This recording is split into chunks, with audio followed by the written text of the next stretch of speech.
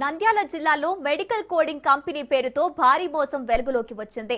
ఉద్యోగాలు ఇప్పిస్తామని నమ్మించి నిరుద్యోగ యువకుల నుంచి లక్షల రూపాయలు వసూలు చేసిన సంస్థ నిర్వాహకులు ప్రస్తుతం పరారీలో ఉన్నట్టు ఆరోపణలు వెల్లువెత్తుతున్నాయి.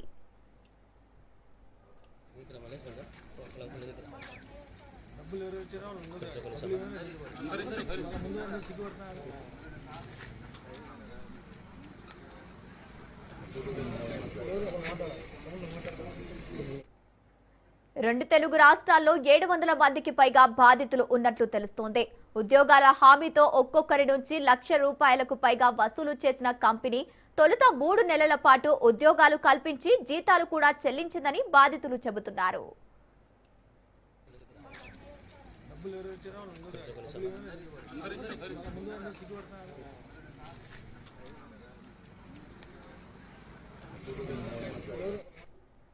అనంతరం జీతాలు నిలిపివేసి గత 7 నెలలుగా నిర్వాహకులు అందుబాటులో లేకుండా పోయారని ఆరోపిస్తున్నారు.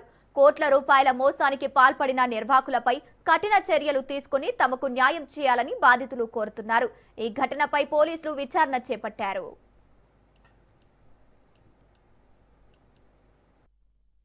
నా పేరు వచ్చేసి ముని, మాది కడప డిస్టిక్. నేను వచ్చేసి 3 months బ్యాక్ జాయిన్ అయ్యాను. కాకపోతే మా ఫ్రెండ్ 7-8 months నుంచి జాయిన్ అయ్యారు. వాళ్ళని చూసి ఒక నమ్మకంతో వాళ్ళకి సాలరీస్ డైలీ ఎవ్రీ మంత్ ప్రాపర్గా వేస్తున్నారనే ఉద్దేశంతో మేము వాళ్ళని చూసి మేము జాయిన్ అయ్యాము.